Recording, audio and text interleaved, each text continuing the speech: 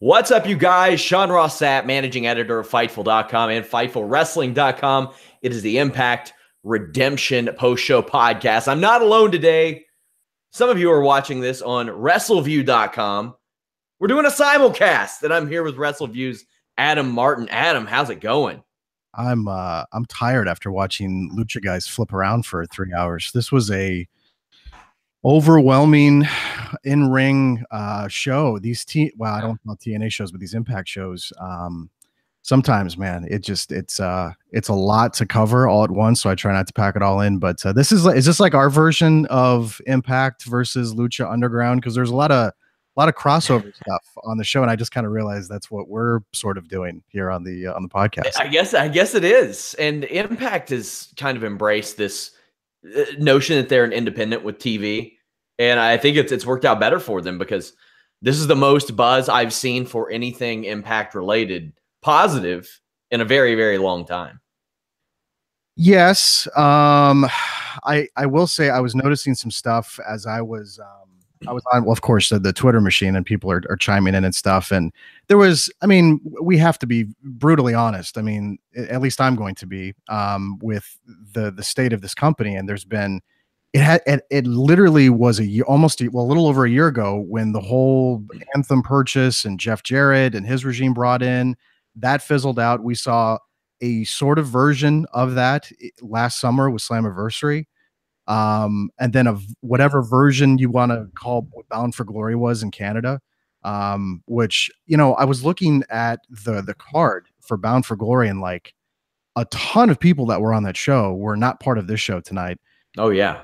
So just in the last 2-3 months, with how much television this company tapes in advance, how much talent leaves or comes back. There was a nice mix of, kind of winks of the Scott Steiner, Petey Williams, old school stuff. There was enough, I think, people on the show that if you haven't been watching Impact every week on Pop TV, which based on the ratings, a lot of people don't do. Yes. This your first little glimpse. I will say, and I know we're probably going to jump around on this, but sure, Don Callis was a much needed person. Oh yeah, commentary tonight, just totally. Sanjay Dutt's a super nice dude, but he sounded like he was on laughing gas a couple weeks ago. Just everything he laughed at, it was so obnoxious. Yeah, I noticed tonight, no Johnny Impact. There's no Sienna. There's no Abyss. So a lot of their key people that have been pushed heavily over the last several years, just not there. And I don't think that the show suffered, because I didn't notice it until I went back to look who was on the Bound for Glory show, who wasn't on this show tonight, who weren't on this show tonight, rather. Well, like Johnny Impact not being there was kind of weird, even though, because he's been all over television, but I don't know if that just didn't line up with what they're doing with storyline wise. I was looking at the last card, obviously no Lashley. There was Eli Drake, but I did like that. But it's funny to see him kind of, I don't want to say reduce himself, but just kind of change around the card a little bit. But no EC3, no James Storm, no Abyss, no, obviously they had a lot of the X Division guys in there that have been there, back and forth. But it is like the new kind of trend, which is a lot of new faces. It felt, I said on Twitter that it felt like Impact Wrestling Lucha Redemption tonight. It was a lot of Lucha Underground plugs, which was interesting. So they're really embracing the co-promotion, which is, they've been kind of doing that for a little over a year now, but a lot of embracing that stuff tonight. I had somebody that said, I don't know where the X Division's going from here. And I said, well, based on what I saw tonight, Tommy Dreamer's the only guy on the roster who doesn't qualify for that division. Mm-hmm. Because everybody else is doing flips through ladders, and even Eli Drake busting out springboard moonsaults. Scott Steiner hit a top rope Frankensteiner. That was amazing. At 50-something years old. Let's go ahead and talk about it. Aerostar versus Drago. Aerostar picked up the win. As you mentioned, Don Callis, first thing you notice when you hear this show, that improved commentary significantly. And I thought that he brought Josh Matthews up, not just a notch or two, shot him way up to the best maybe I've ever heard Josh Matthews call pro wrestling. Josh also lost his voice about an hour into the show. It sounded like he was talking about it on commentary, but yeah, I don't know if it and it was weird because I would watch the clips with Sanjay with him on commentary, and I didn't think it was terrible, but it definitely did not. There was immediate, I remember, response to when Don Callis became involved with the executive team, and people were like, "Why is this dude not on commentary? I mean, he's so good with New Japan, and obviously he has his own kind of chemistry with Kevin Kelly, but." And I don't know if this is going to be just a pay-per-view only thing. If they're going to continue to go with Josh and Sanjay, because Josh and Sanjay do all these like social media videos where they're filming, they're recording audio for TV shows and promos and promoting stuff. So I don't know if that's still in-house going to be the team going forward. But yeah, it was kind of almost who was the ESPN commentator that did Slammiversary? Robert Flores. Yes, I noticed instantly how much more comfortable and better the presentation of the commentary was with him at Slammiversary. Mm-hmm. So it is, and I don't know if this is just like a thing they're trying out for pay-per-view only, which I would be okay with. And you've watched more of Sanjay in that 2-hour format. I'm more watch the YouTube clips with the 4 or 5 minutes at a time. So maybe you're gonna. Even then, it was you almost couldn't ignore it. Like anything that happened, Sanjay is like, Scott Steiner called him a millennial. Ha ha ha. And I was like, why is that funny? Yeah. Like, why are you cracking up over that? I didn't quite get it. But this was noticeable from the outset how much better it was with Callis. And Josh Matthews is putting over Lucha Underground early and often. I'm really happy to hear a lively crowd for once, because whether you watch the 2-hour show or you watch the YouTube clips, you can tell, like, the longer you get into these tapings, the deader the crowd gets. Like, I watched a sad Congo Kong versus Johnny Impact match that if anybody coughed, you would hear it. Sure. I remember, I think I got like a tweet from somebody who said that there was like 200 people in line, but a lot of it was family and friends tonight. But if that's the truth, again, I don't know. This people say. I think it was I forget who tweeted it out, so I'll try to give them credit later in the show tonight. But it was a lively crowd, and that is the one thing. So that was a noticeable thing at Bound for Glory when they were in that, whatever you want to call that place was in Ottawa, complex or wherever it was, and that had the huge ceiling. So it did kind of have like a big show vibe, but the crowd was pretty loud. But it did start to go away as the show went on. But tonight, it did feel like the crowd was into everything. And it was only 200 people in there, which it looked like 200 people, if we're being gracious. They did keep their attention. They did keep their enthusiasm. They were making noise. That is the one thing. I mean, going back to the Nashville Asylum days where obviously there was more people in the asylum in Nashville, but like, that is one thing that's really always hurt TNA is and sometimes they would pipe in fake crowd noises on pay-per-views, and especially the post-produced television. They were so guilty of doing that. But tonight did feel pretty organic. I mean, I don't know. I mean, you can kind of create an atmosphere audibly that sounds better than maybe it was, but it did. There was, there was a couple matches where there was a little lulls, especially the co-main event with Ali and Su Yung, but still it was just, I think there was some genuine enthusiasm there, which made the show kind of flow pretty good presentation wise. Yeah, that match was put into a rough spot too, but we'll get to that. They're planning on running some nightclub that's apparently pretty big for Slammiversary, but we'll talk about that in due time. I thought that Aerostar and Drago was the first or the right match to kick off this show. It was fast paced. They know each other well. They were the right combo to get the crowd going. Drago kicks Aerostar in the chest, while Aerostar goes for that like Jeff Hardy rebound drop kick, and Drago's over big here.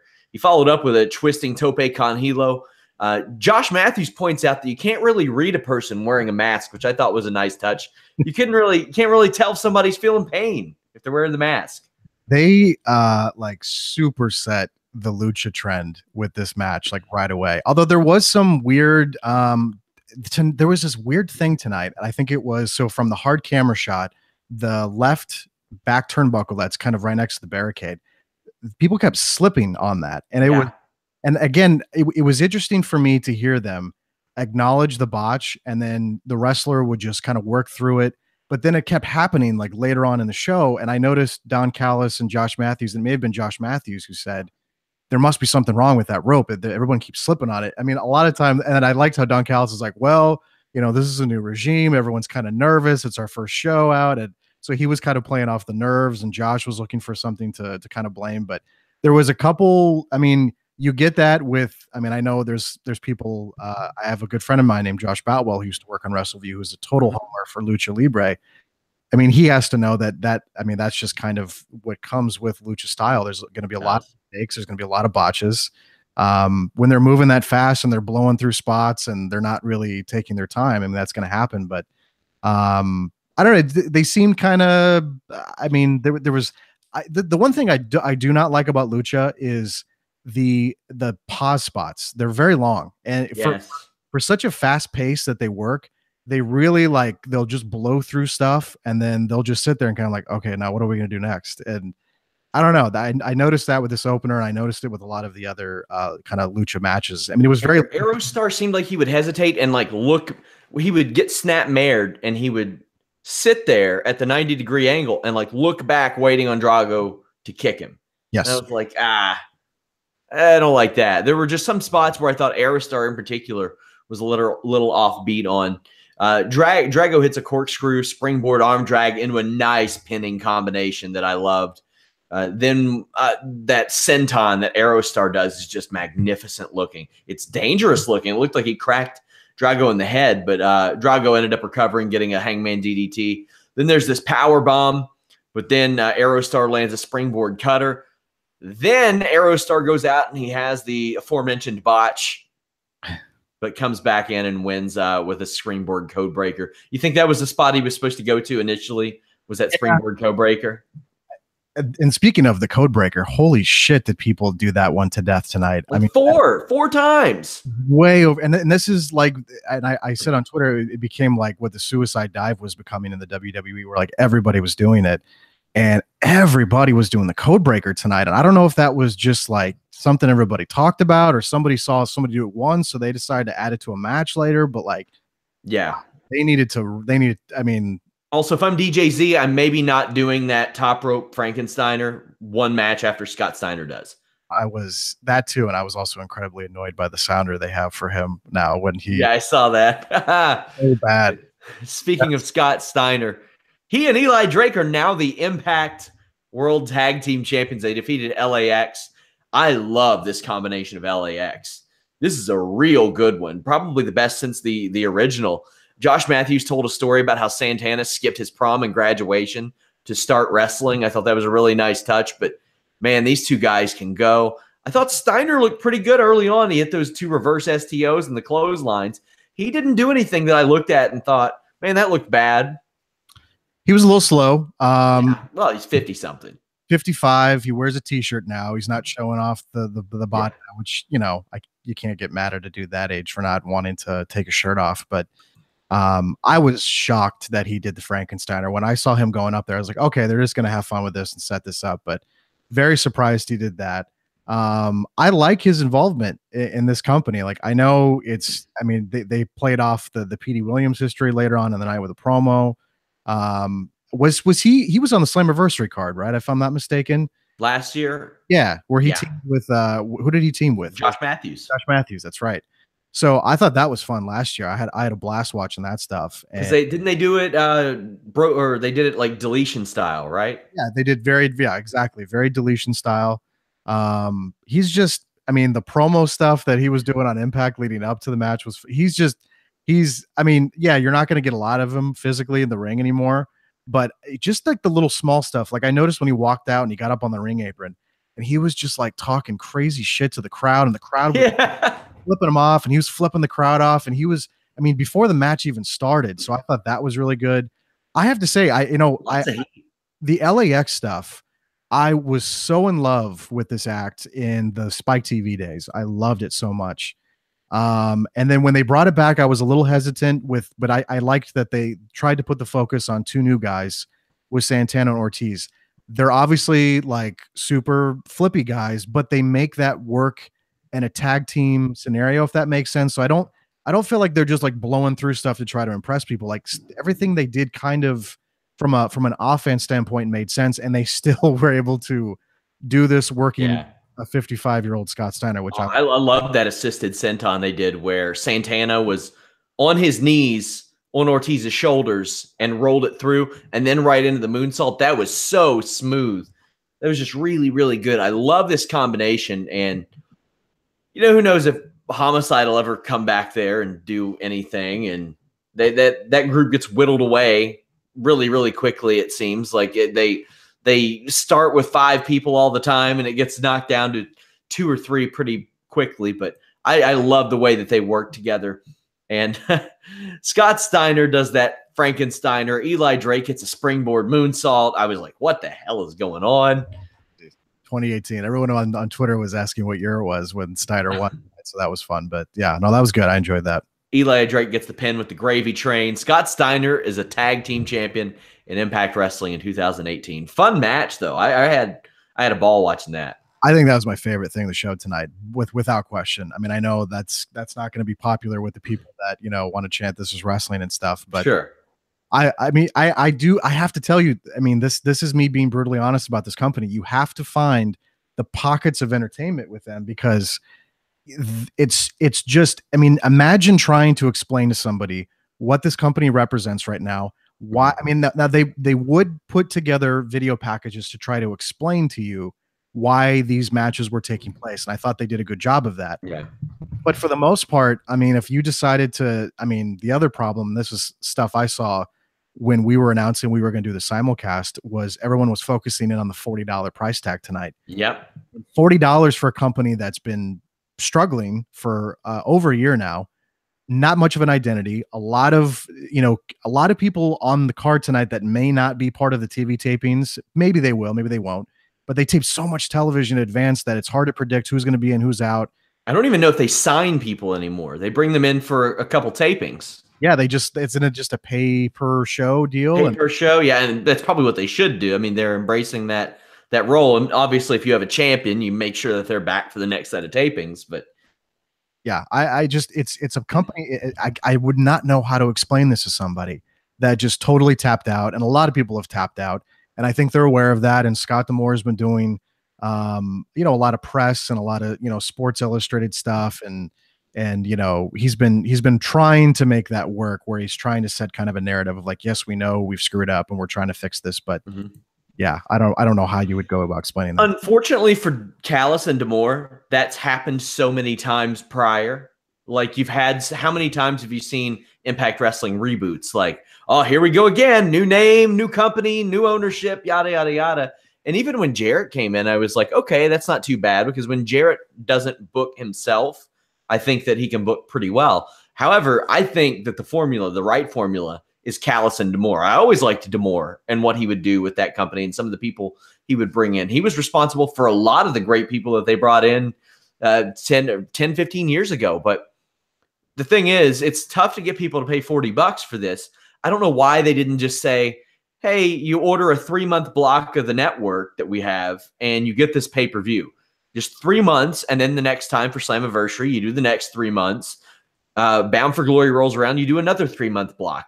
Because you're getting to keep maybe $15 to $20 of this, because the cable companies keep the other half, or Fight's keeping the other half. So that's tough, man. And when, for the price of this, you can get WWE Network, you can get High Spots Network, you can get New Japan World, and you can get essentially the price of Honor Club monthly, all rolled into one. That is a tough sell. And the thing is, and I know I was picking on them, and I'm sorry, but when they're saying, millions of people are watching tonight, I'm sure that was very by Josh, but like, obviously there was going to be people seeing things on social media tonight that maybe didn't decide to order this for $40. But you're right, though, that the marketplace and the decision to have this price tag, now maybe that's out of their hands. I'm focusing on the $40 price tag with Fight TV, which, by the way, all of a sudden they're featuring on their main page. They're promoting it on their broadcast, and they're promoting it on Twitter and all their social media. That was not the case the last couple of pay-per-views. I mean, you could get it on Fight TV, and they would promote like, oh, you could jump in a chat room and talk to Velvet Sky while the broadcast is taking place. But that's a new thing that they're saying, hey, you can watch us on Fight TV, and they're not really promoting traditional pay-per-view. But $40, I mean, you just listed all those examples of what you could be getting right now in the current marketplace when it comes to wrestling. Yeah, I don't know. And a lot of people say, why not put it on Twitch? I had a lot of people ask me that. Why are they not broadcast, something on Twitch? And, I don't even know if, like, from a Twitch perspective, if you can create a pay portal for that or you know what's funny? They would have probably made more off of Twitch tips than they did selling pay-per-views tonight. And I'm not kidding. With the type of action they had tonight, they would have probably made more streaming that for free and picking up $2 or $3 here and there from people willing to tip than they would have $40 a pop. $40 a pop, man. Do they have Twitch tips when they do other stuff like that? Do they do? I don't know, but I'm sure it can be set up. I mean, they're in a partnership with Twitch, so it can't be that tough. I don't know if they took tips for their Twitch specials and stuff like that. So they should. They should. Make more money. Cage defeated Desmond Xavier, El Hijo del Fantasma, Trevor Lee, Taiji Ishimori, and DJ Z. Again, really fast-paced. Everyone gets in as Brian Cage waits patiently for his opportunity. The crowd was begging for him. Impact has built him heavily over the last couple of months. This was the story of this was Trevor Lee would keep going after Brian Cage, and then Brian Cage accidentally kind of got stumbled into and tagged in, and he went wild. Brian Cage kept up with everybody. He had a slip up again in that corner that we talked about earlier. Yeah, he screwed up bad. He was, what was he going for, like a springboard moonsault or something like that? And then second rope springboard moonsault. Totally botched that one. But I will give him credit. He went right back for it again. He hit it. I really did like having, his, obviously the big muscle dude just in the middle of all this like chaos with all these dudes just flipping around, and then Trevor Lee, like you said, picking on him and trying to throw the elbows and then running away and then eventually getting in there and, beating him up. But I liked having him because the one thing commentary was really trying to mention was, you're not used to seeing Brian Cage in this kind of scenario. At least he's done lucha stuff right before.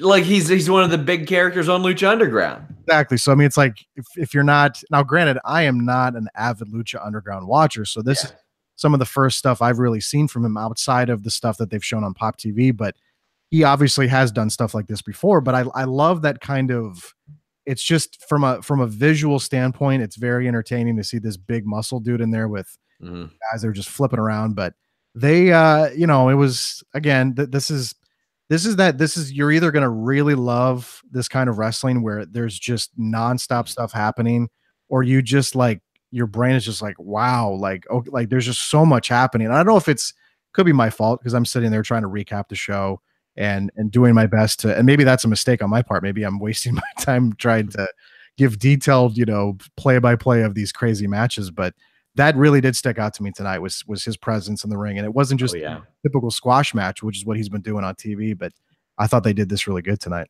I love the urgency from Desmond Xavier when he starts beating away at Cage and he's like yelling to Fantasma. He's like, come on, this is our chance to get this guy hurt. It didn't work, but I liked it anyway because Cage caught both of them, beat him down.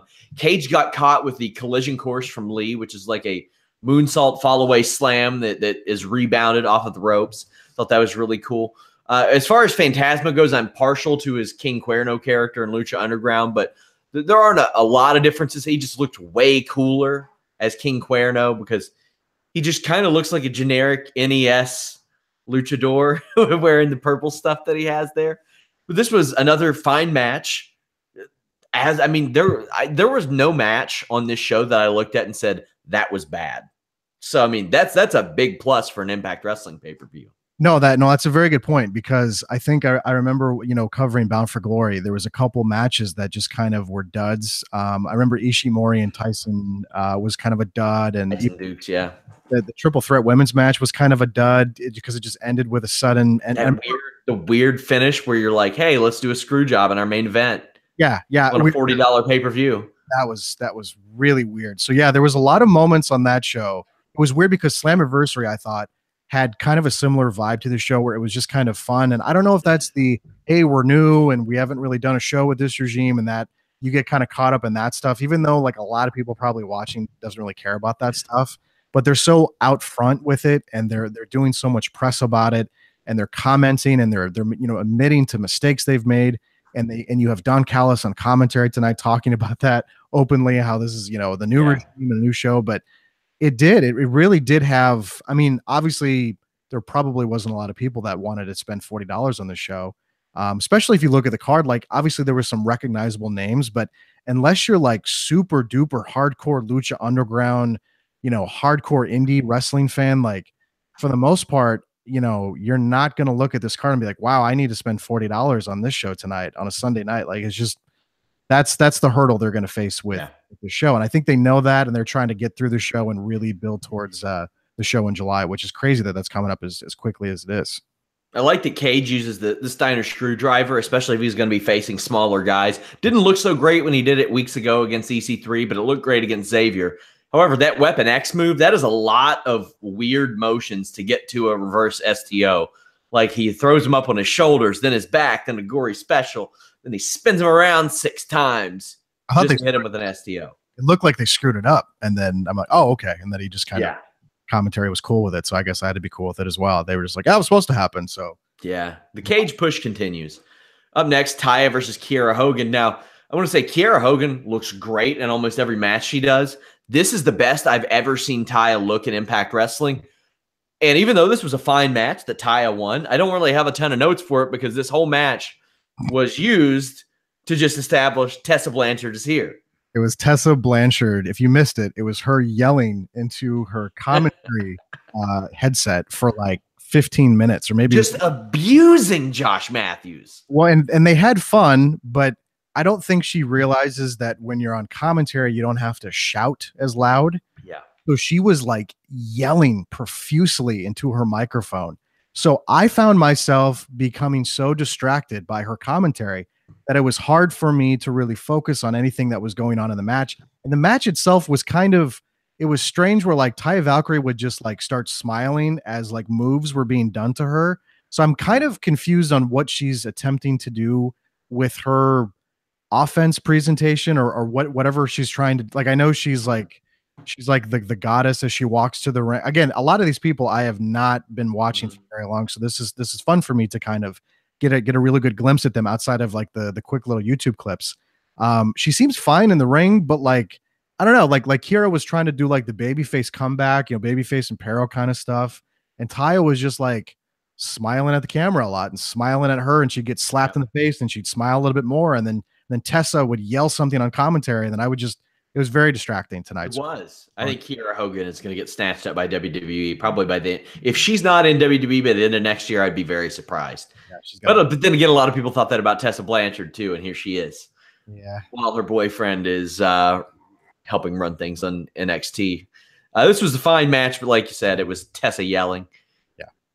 Up next, Impact X Division Championship. Matt Seidel defended against Petey Williams. Won. Backstage before this, Petey Williams is trying to do math when Scott Steiner rolls up, breaks down the equation for him. They agree to go to Cracker Barrel after the show. If I was Scott Steiner, as I was walking off, I would have said, "Fuck that, we're going to Shoney's." I liked the interaction between them because they did. I remember like Petey made a career out of Vines when Vine was still a thing with Scott Steiner. Like whenever they would do a show together, some indie show together. But it was fun to play off of the. And again, I sometimes wonder, like, am I the only person that remembers the Scott Steiner, Petey Williams stuff? But again, a lot of people remember the promo. But that stuff was fun. I don't know. So what is Matt Seidel's? Is he a yoga / Pilates instructor? Yeah, he's a douchey yoga guy, I guess. They did call him a douche on. Don Callis called him a douche on commentary, if I'm not mistaken. So. That's okay. His gimmick is guy who gets caught at airport with weed. Okay, which is that's what his gimmick is. He's just living his own life. Then I guess that's what he's doing. I love that inverted deathlock he did with I think it was pretty much a cravat that he applied to start off the match. That was a really good touch. It seemed like Callis and Matthews were calling this almost as a world championship match. I could tell it in the tone of their voices. Thought that was good. Matthews seemed like he cared. He didn't have his over-the-top voice. He used to do this thing where he would like stress syllables extra. He'd be like, Petey Williams. And I'm like, man, dude, just say the words. Josh is a weird commentary guy. He's kind of like, it's like there's times where I'm like, wow, he's really good at this. And there's other times I'm like, why does he talk that way? Like, why is the inflection on certain words? And it's kind of, and again, he lost his voice tonight. So we do a lot of quiet Josh Matthews commentary, a lot of that stuff. Yeah. But yeah, the one thing I really did like in the match tonight was they were playing up the fact that Petey gave the Canadian Destroyer for the first time in his career to Matt Sydal at some indie show, like however long ago it was. Mm-hmm. So they were really playing that up, and they're kind of like, which is kind of what most Petey Williams matches are of. And it's still strange that I'm watching Petey Williams wrestle in 2018 because I'm pretty sure the dude retired from professional wrestling and now he's back. And now we're just supposed to like, okay, cool, I guess you're back now. But it's really weird to be watching this dude who was like so ingrained into the early days of TNA and the Fox Sports Net era and the Spike TV era to be back. But yeah, there was a moment where he put a sharpshooter on Matt Sydal, and I loved that he grabbed his arm and locked it to prevent him from grabbing. There was very small, subtle stuff. And I noticed commentary too was like, this isn't going to be your typical X Division match. Like there was a little bit of a different vibe and a little bit of a different presentation. So I really liked this match. I thought they did pretty good tonight. And I was kind of thrown off by the kind of that counter finish that they did between the two of them. But I thought they did a good job. Yeah, I did too. The crowd wasn't as wild for this match, but it was a slower pace. But then again, when your first 2 or 3 matches are Aerostar and Drago, a tag team title match with LAX, and then a 6-person X Division match, it's going to be tough. And I even said that on the preview show. I was like, this might be the 4th or 5th fastest paced match on the show, and it's the X Division Championship match. Petey Williams retired for 3 years. He was just gone from July of 14 to July of 17. And when Callis and D'Amore showed up, they were like, hey, yeah, maybe you should come back. And he was still in shape, so it worked out for him. Williams hit a TKO, then a sharpshooter, code breaker off the apron. As we mentioned, that happened a lot. Many code breakers tonight. Who do you think's agenting these or working as an agent for these matches? Well, who is back there now? Because it's not Shane Helms anymore. It's not Al Snow. It's usually Dutt and Abyss and Gail Kim, I think. Oh, you're right. Gail Kim is back there now. So yeah, I don't know why they let that one slide, or if people were watching and they saw people doing code breakers and like, oh, that looks cool, I think I'll put that in my match tonight. And it was too many code breakers tonight. It was by the 3rd or 4th. How many was there total? Like 4? I think 4. Ugh. Yeah. Between that and the Frankensteiners and back-to-back matches, I was like, because that was a big spot for Scott Steiner, and for DJZ to come in and do that the next match, and even prettier one, a higher one, I was like, oh man. Well, Williams gets his knees up on a shooting star press, and a Canadian Destroyer hits, but Sydal rolls out of the ring. When they get back in, there's a couple more missed finishes, but then Sydal wins it with a modified Here It Is driver. I love that pin. That was really nice. That was a good way to end it. Another solid match. And at this point, I'm sitting here thinking, like, I don't want to speak now. I don't want to speak early. But Impact's doing pretty good tonight. Not bad. It was, the standard that was set with Bound for Glory, which was not a good show. I thought that show was terrible. There was an interesting vibe tonight. I noticed they have kind of a new looking stage, and they just kind of there was kind of a different vibe. I mean, production was pretty good for the most part tonight. I'm gonna pay attention to production stuff. I'm sorry. If you're gonna do if you're gonna charge people $40, I'm gonna really pay attention to that stuff. They had a lot of glitches in Ottawa for their production, so I thought that was really tight tonight. But yeah, I was thinking kind of the same thing. Like I was almost like that where you kind of forget to look at the clock. I mean, the matches that have progressed, kind of what's still to come, but I did kind of have that moment. I was like, wow, this show's actually kind of flowing pretty good. And I was expecting the total opposite out of this show with, I wasn't really that big on the card. I know you were kind of saying some stuff on Twitter where you thought it was a really good card. I don't know, because I don't really, some of these guys are just not in my wheelhouse. So I was just like, okay, I guess I was intrigued to see a lot of these people, wrestle in a live scenario for the first time over, pre-tape stuff that can be edited pretty heavily. So that aspect I thought was interesting, but the vibe was better tonight. The crowd was good. The pacing was good. It was very good. I mean, more to go, but it was good. Considering that last July, D'Angelo Williams had the best match on Slammiversary, Yeah, I was pretty excited for this card based on some of the people they had on there because man, it got rough. Somebody brings up a good a good point. Which would you rather have, a 55-year-old tag champion or a 10-year-old tag champion? I didn't totally hate the Nicholas thing like the internet. Oh, how dare you! So I obviously like at WrestleMania, I know why people got a little butthurt about it. Mhm. And I get it because, like, people take belts very seriously in wrestling. There's a lot of, belt people, a lot of belt fans. But they got rid of the next night, they just kind of like made a joke about it. And That makes it worse to me because I'm like, what was the point? because they wanted, obviously they had no intent. I would have enjoyed Braun just walking in there and just beating the crap out of both of those dudes and just walking out with the belts. But obviously the stipulation was he needed a partner. Yeah. But it's also, it's WrestleMania though too. So I see why people were so upset with it. But I have no problem with either. I think Scott Steiner as a tag team champion in 2018 is hilarious because they can. I mean, the promo stuff he was doing with Eli on TV leading up to this was getting a lot of people were enjoying. I mean, people that you have to understand this. When I told everybody on like Monday that I was going to review an Impact pay-per-view with Sean Ross Sapp from Fightful, they go, "Wait, what is that? What?" First of all, they were very confused at the simulcast presentation. Second, they were confused why we would be sitting here voluntarily watching a 3-hour Impact pay-per-view because the general consensus around this brand is not good. And I know there's like Impact hardcore fans that get really mad when people make that observation, but it's you have to live in reality at some point when you observe any kind of professional wrestling. And this company does not, and it hasn't for many, many years now. And there was an attempt a year ago around the same time to try to change that, and they were trying to make everybody aware of it. But I think these little entertainment steps, like having familiar faces with some new talent, is something obviously they weren't very good at for a long time. So to have someone like Scott Steiner walk in at 55 and cut the promos that he was cutting on TV leading up to, I mean, that's kind of the whole point of this, is that they know it's going to be really easy television to have Scott Steiner as a champion cutting promos and walking around with a title. So I have no problem with it, and I had really no issues with the Nicholas thing either. But I know it's like Eli Drake's contract is up in like I think 5-6 weeks. Yeah, that's not good. That's not good. He's the strongest promo they have. Maybe the only great promo they have outside of Conan. But that's a point that it's something I would worry about. We talked about people who were agenting matches. Somebody mentioned Jimmy Jacobs probably does that. Whoever laid out that OVE, Tommy Dreamer, Eddie Edwards Moose match deserves some credit because I was probably least excited for this match than anything I've reviewed all month. Because I'm not a big OVE guy. I think not big on Tommy Dreamer these days. Yeah.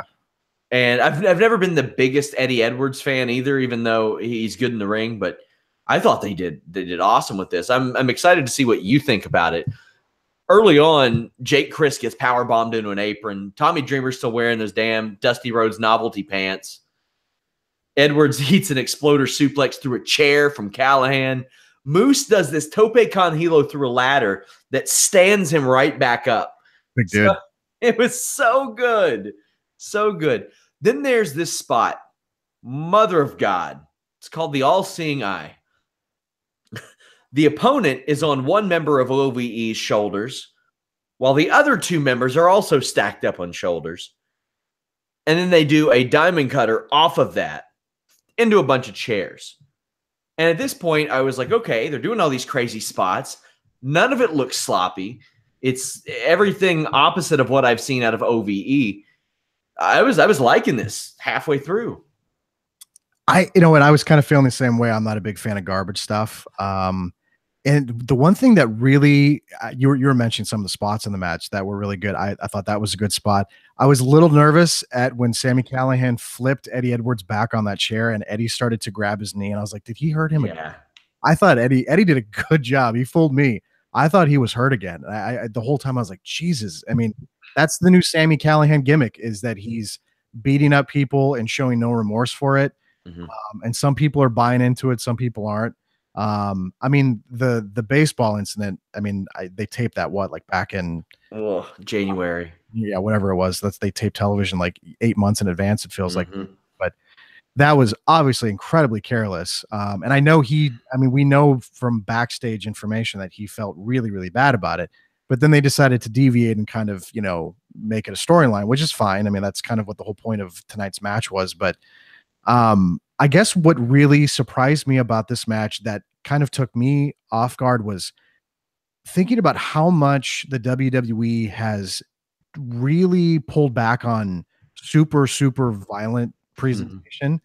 And then when you see a match like this where there's like thumbtacks and there's a ton of blood, like towards the end where he has Sammy up, and I know I'm skipping ahead because I know you like to go into the finish, but yeah, it's whatever. The visuals of that, of him being duct taped to the ropes and almost like a crucifix position, and the blood's running down his face, and Eddie's just beating the shit out of him with a kendo stick, and then he's beating up OVE. And I mean, there was some very, very powerful visuals in this match, and I thought that stuff was executed really well and surprised me. But even like, I was like, wow, this is really, it's funny because like this was like commonplace in wrestling for so long. And then when the WWE just kind of like pumps the brake on that stuff, and you're not really used to watching that on a weekly basis or even like a monthly basis, and they go such a long time, it was interesting. Like I was sitting there like, wow, this is really super, super violent. And they really went for, I mean, you're kind of right about Tommy Dreamer. I mean, you're not going to get much out of him from a physicality standpoint. So you have to kind of make up for that. But this was actually pretty good. I mean, I'm with you. I think OVE stinks as a tag team and as a presentation. I'm still kind of on the fence about Sami Callihan. I buy him as the nastiest dude they have. I buy him as that, like the most vile guy they have. Absolutely. I buy that, but it was just very violent, very, very violent match tonight. Dreamer gets a Death Valley driver through a table at ringside on, I think it was maybe in Callahan, one of the Chris brothers. Then there's this Boston knee party powerbomb on Dave Christ through thumbtacks. Yeah. Moose died. Okay, so Dave Christ is laid across a couple of tables outside the ring. Moose dives onto him, but gets caught by Jake with a cutter through. So all three of them are wiped out. That was a great spot to wipe all those people out. And Dreamer had already been through a table on the other end. Callahan gets a bat to go after Eddie, but then Dreamer reemerges with a barbed wire bat. But then he gets punched in the penis and pinned. Yeah. The new thing in professional wrestling. Oh, yeah. All the stuff with AJ and Shinsuke. It's always exactly. Shinsuke Cock Nakamura, we call him. Exactly, yeah. There's been talk about, it's just so strange to me, some things that happen in wrestling. There was like, is AJ Styles going to start wearing a cup to the ring now? And it's just so funny. Yeah. These little subtle storyline things get people like talking on social media about stuff like that. And that becomes part of the storyline. But I get back to the blood and I mean, I know WWE pulled that out at Mania with Roman and Brock. And it can be effective, but it is like just like Sammy spitting blood in the face of Eddie, and then Eddie taking the blood and wiping it on his face. And it was just kind of like, wow, like they're going for this, man. They laid this out and they kind of knew what they were doing. And, Tommy Dreamer did good after the match when Eddie hit his wife with a kendo stick and he was acting concerned. And so I thought I actually thought they did really good. I was kind of with you. I thought this was going to be terrible, but they did pretty good tonight. I thought this was a great match, maybe my favorite or most exciting match on the show, but the angle afterwards. I've never seen Eddie Edwards have the chops like that, like the acting chops. He duct tapes Callahan to the ring ropes, really beats the brakes off of him, cut him open with the barbed wire bat. And then when like Dreamer and Moose try to get him to stop, Edwards has at him with canes, and then his wife, Alicia, comes out to stop him, but reacts immediately. And Edwards just cracks her with the cane. Awesome angle. Awesome angle. I would have had Callahan there laughing his ass off, like with the blood streaming down his face and everything, like happy that he caused this. Like almost like he planned for it. But how could you plan for it type of thing? This was just really, really good stuff. The angle was really good. Great way to build it up. I thought this was good hardcore wrestling without it being like garbage or trash wrestling. Like there weren't light tubes or anything like that, thank God. And if WWE's not doing that and you have guys who can pull it off, you might as well do it. But there's times when it stinks when it's executed. Oh, yeah. I think back to the OVE LAX match at Bound for Glory where they were just doing stuff in the crowd, and they were, it became cliche pro wrestling hardcore, presentation of, well, we got to get a table in here, we got to get a chair. But this, and I don't know if it's because they just had so many people out there and they had so many different scenarios they could play out and it would work into the match, but I was very surprised at how well this was, because I was like you, I was fully expecting it to stink. Yeah, pleasantly surprised. Allie defeated Su Yung to defend her Impact Knockouts Championship. Early on, Allie misses a sliding elbow by a mile, focuses her attention on Suter, which in a pro wrestling match where you're defending your title, I'm kind of like, why do you care, lady? Like, I get it. You've got history with him. Real life, you're married and all that, but defending your title. This match was just there. Probably the worst match on the show, and I don't think it was a bad match. It was just there. The offense didn't look great, but it was the stuff happened match. There's always that one match on a show where stuff happened, and they I don't know if it was maybe bad placement for this, where they put it, but they definitely were focused like heavy on Su Yung. Like I wasn't a big fan of like the bloody glove and mandible claw, like it's like weird. The Sacco thing they were trying to go for. The stuff with Braxton doing, distraction stuff at ringside with Allie, I thought, was good, like heel heat stuff, which is pretty, I mean, it wasn't bad by any means, but yeah, I don't know. Like, this was the one kind of segment on the show I would almost, and I again, I'm probably going to get the, you hate women's wrestling, Adam, but the same vibe with the Tessa Blanchard thing of Tessa was screaming. So therefore I was not really paying attention to Taya and Hogan. And with this match, I really was intrigued to see kind of Su Young's kind of presentation and how she was going to handle this on kind of a bigger platform. And I think there's some stuff there. Some of the mannerisms are a little, I mean, because you kind of already have someone doing this in this company named Rosemary. So it's kind of like, obviously, I don't know if that's in the works. They're going to have those two girls work together down the line, but I obviously, you get at least I do, a very heavy Rosemary vibe off her gimmick, but it obviously they had Braxton there for a reason to kind of play off of it a little bit, which, how many people were missed in the face tonight too? Was there at least 2 or 3 different spots where people were spit in the face tonight? It feels like, so code breakers and being spit in the face with vibe tonight in Orlando, I guess. So yeah, very, very meh tonight from those two girls. Braxton does propose to Su Yung. She says no. As you mentioned, missed in the face. Mandible claw. Allie had rolled up Su Yung for the win. Su Young's all right, though. I'm glad that they brought her in. What I ask you, though, do they bring in Rich Swann for the July tapings when he's contractually available? No. I say stay as far away as you can from that dude. I bet they do. They might, though. They're. I mean, I don't know. I'm getting a weird vibe from that dude, man. That was a weird scenario. I know. Has it been? He and Su Yung, I mean, man, Su Young's had her issues as well. Like, so that's the tough thing, because there was an issue at last year's WrestleMania weekend where Su Yung pretty much got banned from a promotion for some questionable behavior. So that immediately drew some questions. Sounds like a rough situation all around with those two, but we'll see how it goes. Main event time, Impact World Championship. Pentagon Jr. becomes the Impact World Champion as he defeats Austin Aries and his brother Ray Phoenix, Pentagon's brother, that is. Good stuff. Another one, as it happened, I was just like, I just hope this match doesn't lay an egg for some reason. I didn't think it would, considering these three, but I wanted Impact to do good. And when this closed out, I was like, you know what? It was a pretty good show. They had some great fast work early on. Phoenix breaks up the last chancery with a springboard drop kick across the ring. About 2 minutes later, breaks up another one. There's this cool spot where Aries is tossed over the top rope, but lands on Pentagon's shoulders and does a Hurricane Rana. Phoenix follows outside with a twisting body press, and back inside hits a Swanton. The early minutes of this were a real showcase for Ray Phoenix. He looked good.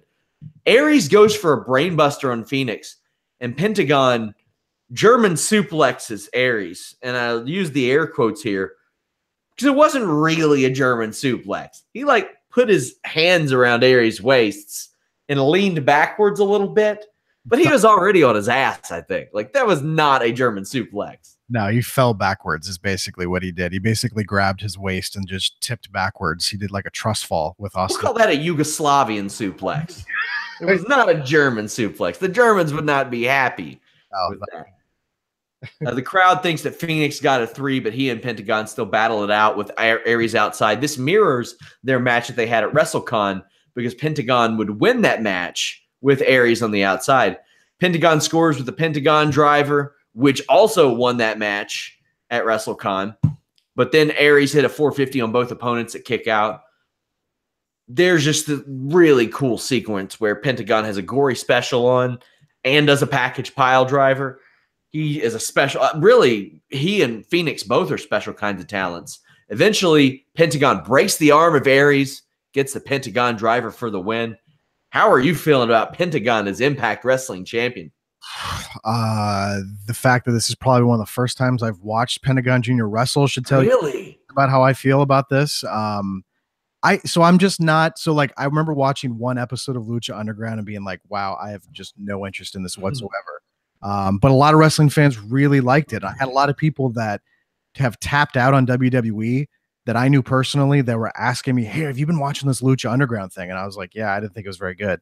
Thought first season was great. Other than that, it kind of dipped. Okay. The Pentagon build in season 1 was great. Son of Havoc, Evilise, and Angelico's build was one of my favorites. But other than that, there wasn't a lot that I fell in love with about Lucha Underground. Well, and then that's the thing is that you've seen Pentagon, and I would assume you've seen Phoenix a lot. So you had kind of a expectation level. I had zero expectation level for both these guys. I was very impressed with them. I will say the offense looked really good. There was that little botch. I think it was Phoenix where he tried to springboard off the top rope. That didn't work. He tried again. That didn't work. So then he scaled the ropes and he almost flipped again. And that was commentary. We were talking about that earlier about how they were saying, man, there must be something wrong with that corner tonight. Which does kind of happen, but there was some very cool stuff in this. Austin Aries, I guess I was totally expecting him to retain tonight, but they do seem like they are full bore on this Lucha Underground Impact partnership.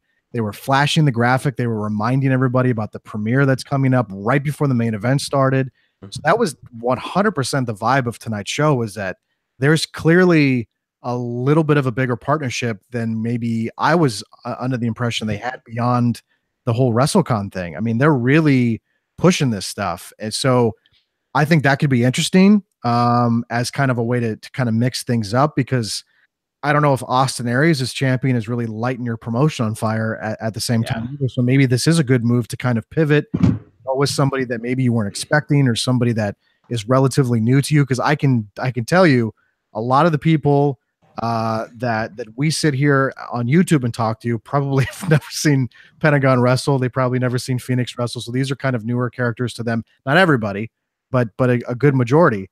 So maybe this could be intriguing for someone that says, hey, you know, because I did see Scott D'Amore say with Sports Illustrated, they want to earn back one fan at a time.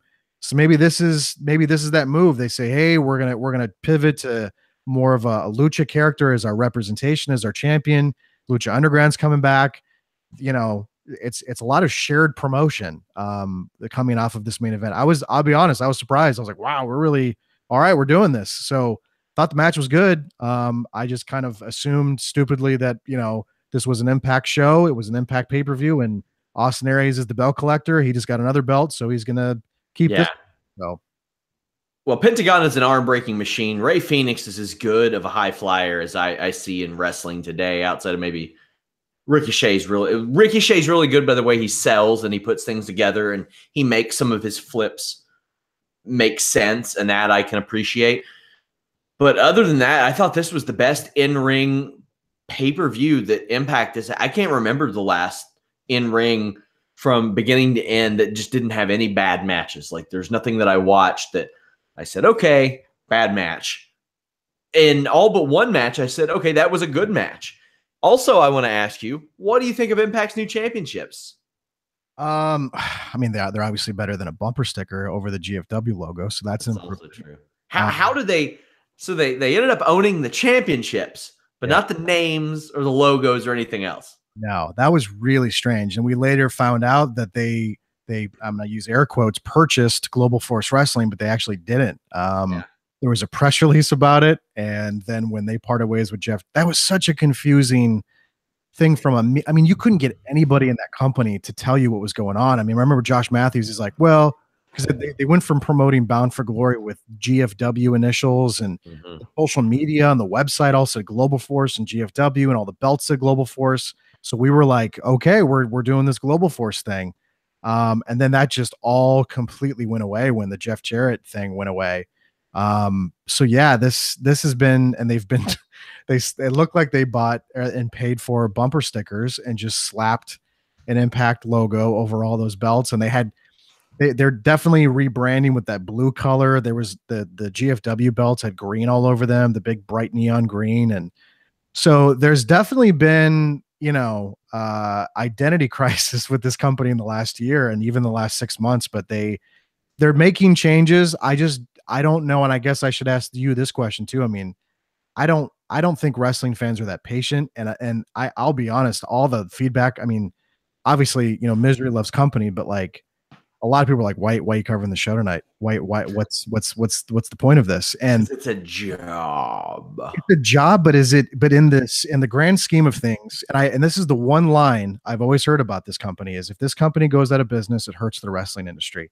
I don't agree with that whatsoever. I think at one point I kind of felt that way when there was big money contracts and there was advertising and there was a moment where they were starting to get a little return on their investment, especially with their overseas television deals and their distribution. But now it's like, you know, Anthem is now in the wrestling industry, and the guy that's running that portion of Anthem that's now in charge of this clearly Oh yeah. is just, Oh yeah. I mean, in over his head. So it's like, at what point do we sit here having Drew the short straw, he said at one point. the short straw? Exactly. So you got to be like, I'm seeing some Twitter feedback because I was mocking the million people watching comment, but it's like, Mhm.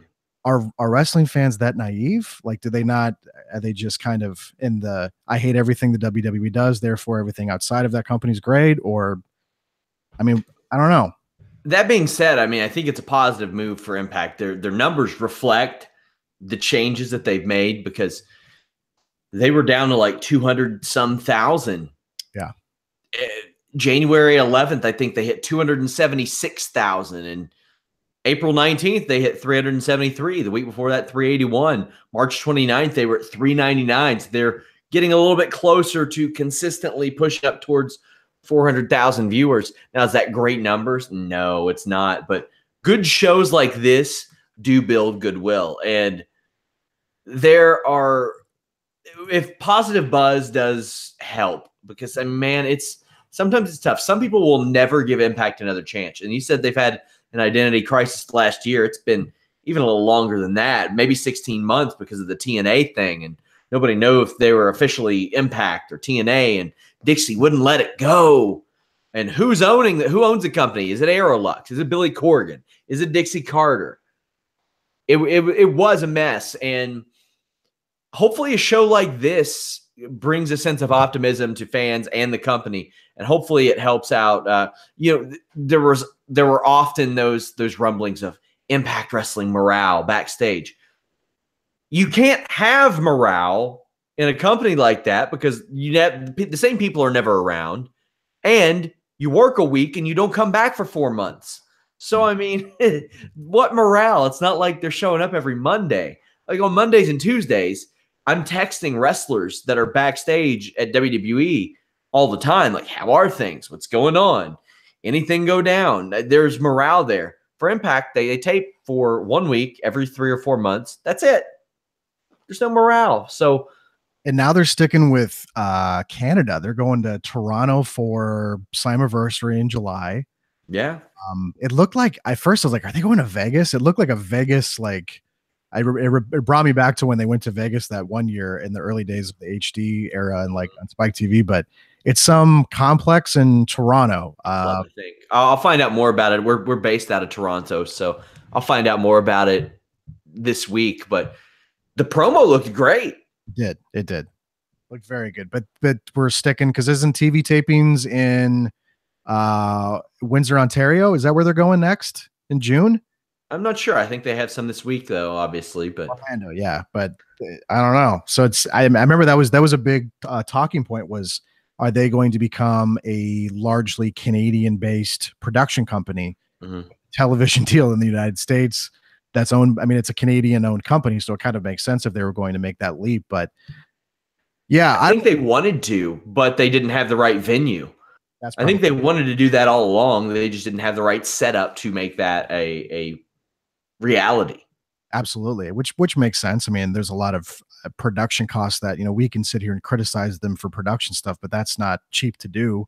And they have to make things work with what they have. But I would say overall this show should be better received than what Bound for Glory was in October. Although I saw a lot of wrestlers jump on Twitter and say, "Oh, if you didn't like our show, then you're the problem." And it was just like, wow, like, yeah, that naive. I mean, I know there's, you know, the Trevor Lee's giving Dave Meltzer the middle finger in the corner, you know, thing, but you can't be that naive. I mean, you have to know what the brand is, how it's being received in the public, and I think they know deep down inside. I mean, there was a joke made about it on WWE television a few weeks ago, so it's not like we're just sitting here, you know, making things up. I mean, it's an obvious hurdle. Don Callis, Scott D'Amore are trying to get out in front of that. I wish them well. I'm with you. I thought the stuff Scott D'Amore did as Booker for TNA in the very early Spike TV days was good. I really like the stuff that he did, but I don't know. I mean, they're going to have to, they're obviously producing more. They had this show, they got Slammiversary coming up in July. So I don't know. I don't know if that's going to lead to more live events. Scott was talking a lot about that in that Sports Illustrated story about, you know, how they're taking baby steps with their expansion. But I don't know. I mean, I feel like this can be kind of a mentally draining company to pay attention to. You just talked about all the scenarios they faced with ownership, with Billy Corgan and Dixie Carter and lawsuits and Jeff Jarrett coming in and leaving and a Canadian company purchasing them and starting a streaming network, which doesn't actually stream a lot of their new content outside of television. Yeah. It's an uphill battle. I give them credit for wanting to take that on, but it's not going to be easy at all. Well, that's Impact Wrestling Redemption. Guys, thank you all for joining us on this simulcast. You can follow me at Sean Ross Sapp. You can follow us at Fightful Online and visit Fightful.com. We cover MMA, pro wrestling, and boxing. If you don't like boxing or MMA, you can just head over to FightfulWrestling.com. Adam, tell the people over at Fightful about WrestleView. You've been around forever. Yeah. Forever. That's forever. That might be the best promo. You guys have been around forever. Yeah, we're celebrating 20 years of WrestleView this year, which is pretty crazy. So we've jumped into the YouTube world of YouTube podcasting. We've always done some form of podcasting, but we've recently jumped into that.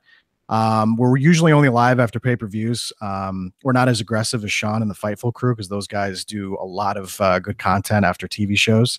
But we jump on after pay-per-views. We do a show called WrestleView Live, which we're simulcasting right now between WrestleView and Fightful. And we break down all those shows. And of course, WrestleView, we stay busy just covering wrestling in general. Always got live coverage of all kinds of TV shows and pay-per-views and feature articles and a whole bunch of great stuff. So I guess I should also thank Sean for doing this, because I honestly, I messaged you, I was like, you know, there's literally nobody on my staff that wants to pay attention to Impact Wrestling. I was going to have to sit here and cover the show tonight. And I was like, I really don't want to sit here by myself. I can do it. But then I went back and I was like, I noticed Sean was sitting by himself in October. Yeah. Had to watch Bound for Glory. So I was like, what if we just kind of embrace this Impact Lucha Underground stuff and do it with WrestleView and Fightful? So I had a good time. Man. I eventually review everything. NXT, Ring of Honor. It all happens. It's just, it's a lot to take in, as I'm sure you know. It's too much wrestling. Way too much. Guys, thank you all so much. We are out.